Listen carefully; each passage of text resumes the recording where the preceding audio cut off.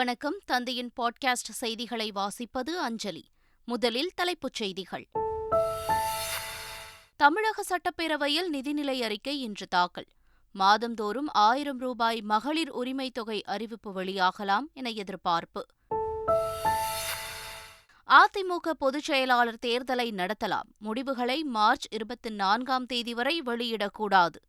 பொதுச் செயலாளர் தேர்தலை எதிர்த்து OPS தரப்பில் தாக்கல் செய்த வழக்கில் உயர்நீதிமன்றம் உத்தரவு. கூட்டணி குறித்து பேச தமக்கு அதிகாரம் இல்லை, அதற்கான நேரம் விரைவில் வரும். பாஜக மாநில தலைவர் அண்ணாமலை பேட்டி. தமிழகம், புதுவை, காரைக்காலில் வரும் 23ஆம் தேதி வரை மழைக்கு வாய்ப்பு.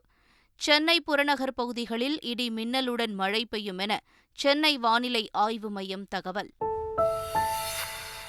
இரண்டாவது ஒருநாள் கிரிக்கெட் போட்டியில் இந்திய அணி படுதோல்வி. 118 ரன்கள் இலக்கை விக்கெட் இழப்பின்றி வென்றது ஆஸ்திரேலியா.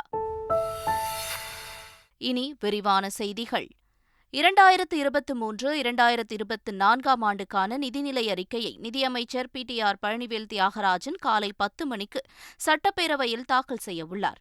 அதில் பெண்களுக்கான உரிமைத் தொகையாக மாதந்தோறும் 1000 ரூபாய் வழங்கும் திட்டம், நிதி ஒதுக்கீடு உள்ளிட்ட விவரங்கள் அறிவிக்கப்படும் என்று எதிர்பார்க்கப்படுகிறது. அதேபோல அனைத்து அரசு பள்ளிகளிலும் காலை சிற்றுண்டி திட்டம் விரிவுபடுத்துவது தொடர்பான அறிவிப்பு வெளியாக வாய்ப்பு உள்ளது.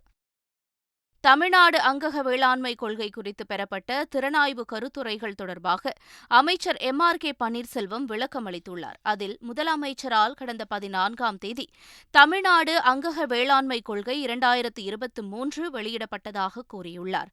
தமிழ்நாட்டில் இதற்கு முன்பு அங்கக வேளாண்மைக்கு என்று எந்த ஒரு கொள்கையும் இல்லாத நிலையில் அதன் தேவையை அறிந்து அரசு கொள்கை வெளியிட்டதாக தெரிவித்துள்ளார். சென்னையில் உள்ள 15 லட்சம் குடும்பங்களுக்கும் பாதுகாக்கப்பட்ட குடிநீர் வழங்கப்படும் என்று அமைச்சர் நேரு உறுதியளித்துள்ளார். செம்பரம்பாக்கம் குடிநீர் சுத்திகரிப்பு நிலையம் முதல் கோயம்பேடு வரையில் 43.75 கோடி ரூபாய் மதிப்பீட்டில் மேற்கொள்ளப்பட்டு வரும் 2ஆம் பிரதான குழாய் அமைக்கும் பணிகளை அமைச்சர் நேரு நேரில் ஆய்வு செய்தார். அப்போது பூந்தமல்லியில் பூமிக்கு அடியில் 20 அடி ஆழத்தில் மேற்கொள்ளப்பட்டு வரும் ராட்சத குழாய்கள் மூலம் குடிநீர் கொண்டு செல்லும் பணியை உள்ளே இறங்கி அமைச்சர் ஆய்வு மேற்கொண்டார். அதிமுக பொதுச் செயலாளர் தேர்தலுக்கான வேட்புமனு தாக்கல் நிறைவு பெற்றது. மொத்தம் 221 பேர் விருப்ப மனுக்கள் பெறப்பட்டுள்ளனர். 219 விருப்ப மனுக்கள் எடப்பாடி பழனிசாமி பெயரிலேயே தாக்கல் செய்யப்பட்டுள்ளதால் அவர் அதிமுக பொதுச் செயலாளராக ஒருமனதாக தேர்வாக வாய்ப்பிருப்பதாக தெரிகிறது.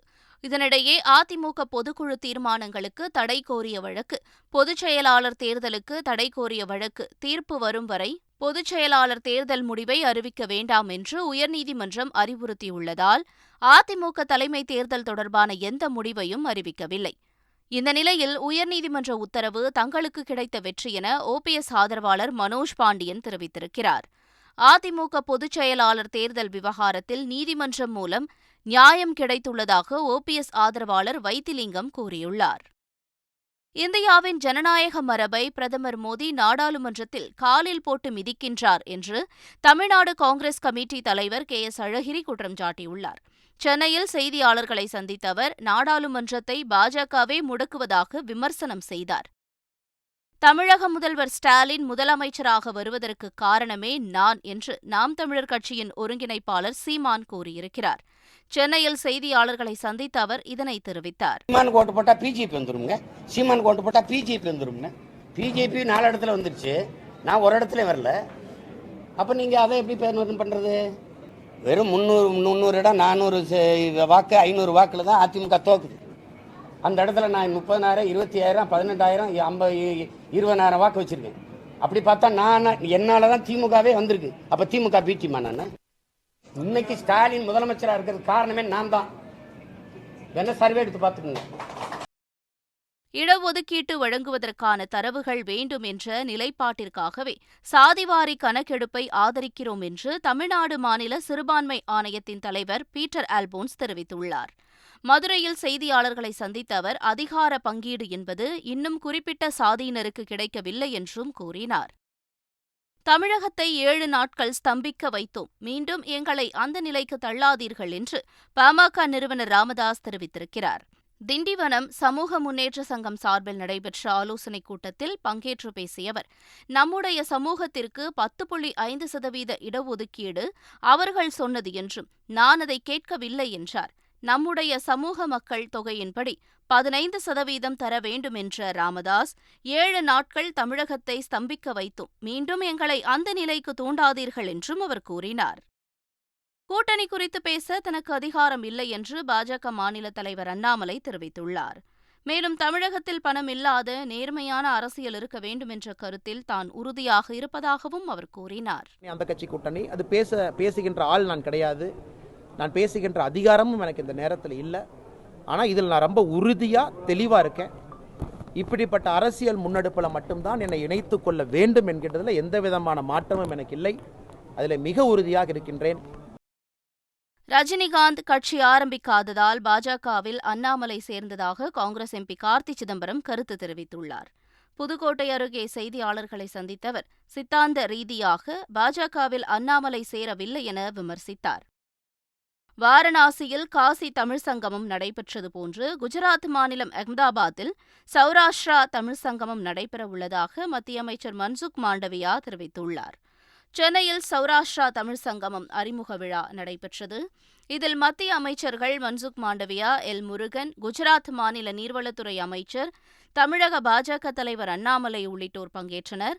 அப்போது சௌராஷ்டிரா தமிழ் சங்கமத்திற்கான அறிவிப்புகள் மற்றும் இணையதளத்தை மத்திய அமைச்சர் தொடங்கி வைத்தார். பின்னர் செய்தியாளர்களிடம் பேசிய மன்சுக் மாண்டவியா, சௌராஷ்டிரா தமிழ் சங்கமம் நிகழ்ச்சிக்கு முதலமைச்சர் ஸ்டாலினுக்கு அழைப்பு விடுக்க உள்ளதாக கூறினார். தமிழகம் முழுவதும் நடத்தப்பட்ட சோதனைகளில் கஞ்சா விற்பனை செய்து வந்த 20,000 பேர் கைது செய்யப்பட்டுள்ளனர் என்று தமிழக காவல்துறை டிஜிபி சைலேந்திரபாபு கூறினார். மேலும் தமிழகத்தில் கடந்த 2 ஆண்டுகளாக சாதி கலவரம், மதக்கலவரம், துப்பாக்கிச்சூடு உள்ளிட்ட எந்தவித சட்டம் ஒழுங்கு பிரச்சனையும் ஏற்படவில்லை என்றும் தமிழக டிஜிபி சைலேந்திரபாபு கூறினார். ஆனால் இந்த 2 ஆண்டுகளில் அது போன்ற ஜாதி கலவரங்கள் கிடையாது, மத கலவரங்கள் கிடையாது. ஒரு குறிப்பிட்ட மதத்தை சேர்ந்தவங்களை குறிவைத்து தாக்கி கொலை செஞ்ச நிகழ்ச்சிகள் கிடையாது. பயங்கரமான சாராய சாவு கிடையாது, துப்பாக்கிச்சூடு கிடையாது, இது மாதிரி பெரிய போராட்டங்கள் கிடையாது, தொழிற்சாலைகள் எல்லாம் மூடலை, வடமாநில கொள்ளைகளுடைய பிரச்சனை கிடையாது. இவ்வளோ சிறப்பாக தமிழ்நாடு காவல்துறை இன்னைக்கு குற்றங்கள் குறைஞ்சிருக்கு. முக்கியமான காரணம் தமிழ்நாடு ஸ்பெஷல் போலீஸ். நிலக்கரி வெட்டுவதற்கு தேவையான நிலங்கள் கையிருப்பில் இல்லாததால் பழுப்பு நிலக்கரி உற்பத்தியும் மின் உற்பத்தியும் பாதிக்கப்பட்டுள்ளது என்று NLC இந்தியா நிறுவனம் தெரிவித்துள்ளது. இதுகுறித்து அந்த நிறுவனம் வெளியிட்டுள்ள அறிக்கையில், மின் உற்பத்தி பாதிக்கப்பட்டு மின்வெட்டு ஏற்பட்டால் தொழில்கள் மற்றும் விவசாய உற்பத்தி பாதிக்கப்படும் நிலை ஏற்படக்கூடும் என்றும், வளர்ச்சியை நோக்கி இருக்கும் மக்கள் இதனை புரிந்து கொள்ள வேண்டும் என்றும் தெரிவிக்கப்பட்டுள்ளது.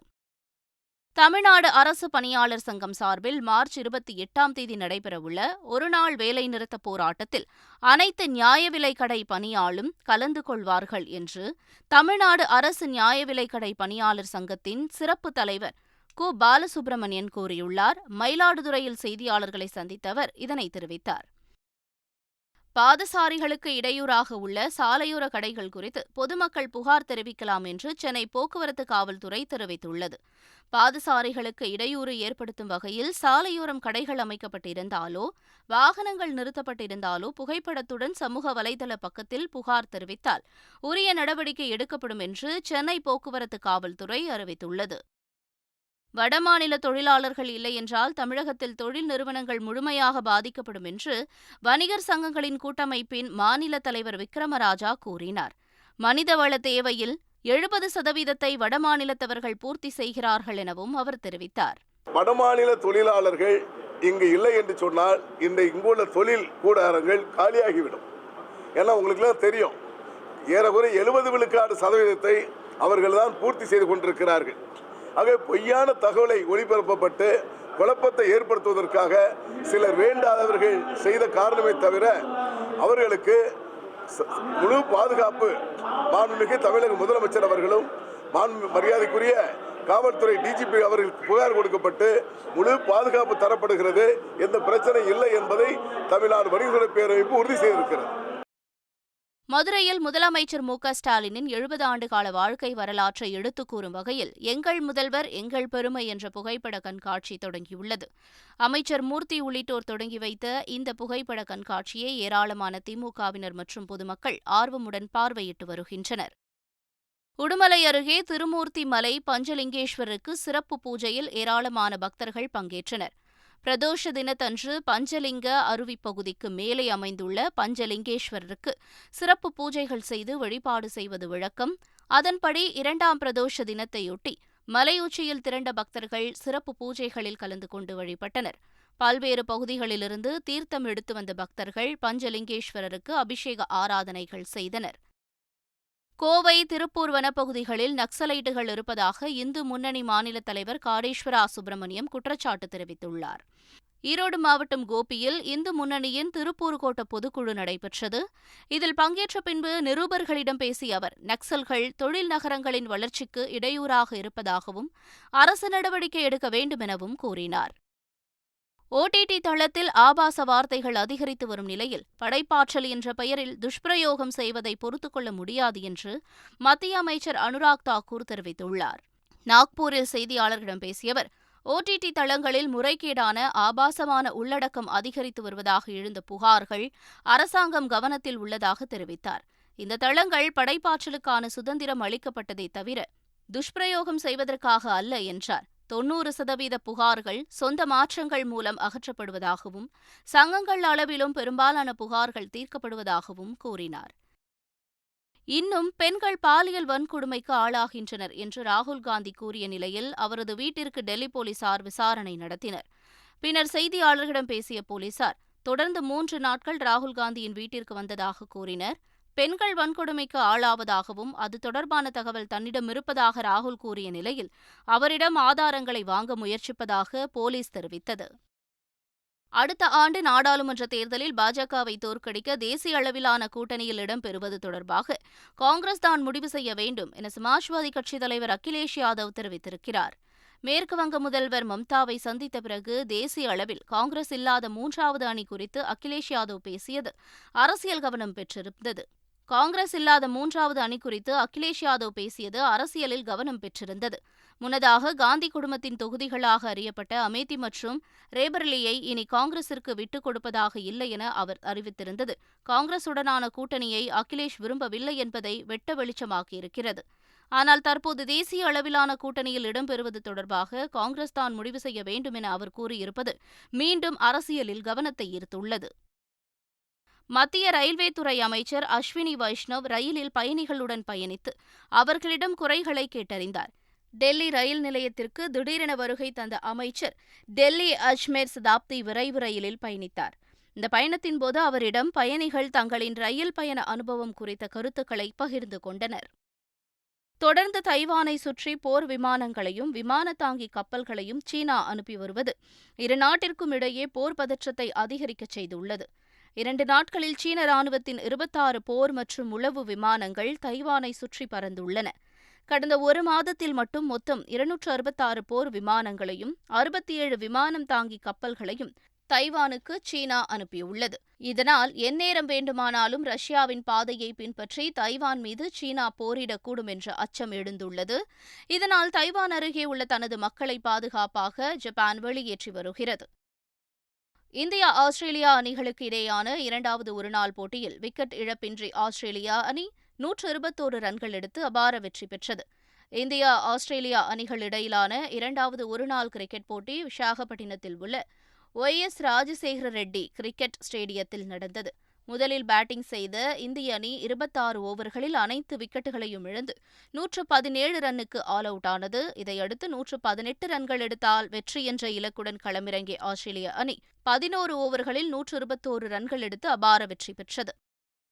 தமிழகத்தில் வரும் 23ஆம் தேதி வரை மழைக்கு வாய்ப்புள்ளதாக சென்னை வானிலை ஆய்வு மையம் அறிவித்துள்ளது.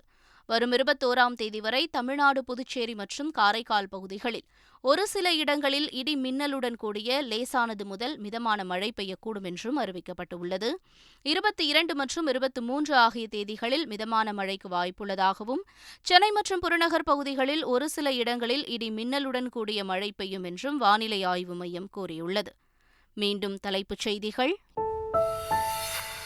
தமிழக சட்டப்பேரவையில் நிதிநிலை அறிக்கை இன்று தாக்கல்.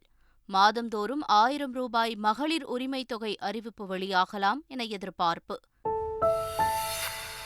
அதிமுக பொதுச் செயலாளர் தேர்தலை நடத்தலாம். முடிவுகளை மார்ச் 24ஆம் தேதி வரை வெளியிடக்கூடாது. பொதுச் செயலாளர் தேர்தலை எதிர்த்து ஓபிஎஸ் தரப்பில் தாக்கல் செய்த வழக்கில் உயர்நீதிமன்றம் உத்தரவு. கூட்டணி குறித்து பேச தமக்கு அதிகாரம் இல்லை. அதற்கான நேரம் விரைவில் வரும். பாஜக மாநில தலைவர் அண்ணாமலை பேட்டி. தமிழகம், புதுவை, காரைக்காலில் வரும் 23ஆம் தேதி வரை மழைக்கு வாய்ப்பு. சென்னை புறநகர் பகுதிகளில் இடி மின்னலுடன் மழை பெய்யும் என சென்னை வானிலை ஆய்வு மையம் தகவல். 2வது ஒருநாள் கிரிக்கெட் போட்டியில் இந்திய அணி படுதோல்வி. 118 ரன்கள் இலக்கை விக்கெட் இழப்பின்றி வென்றது ஆஸ்திரேலியா. இத்துடன் பாட்காஸ்ட் செய்திகள் நிறைவு பெறுகின்றன. வணக்கம்.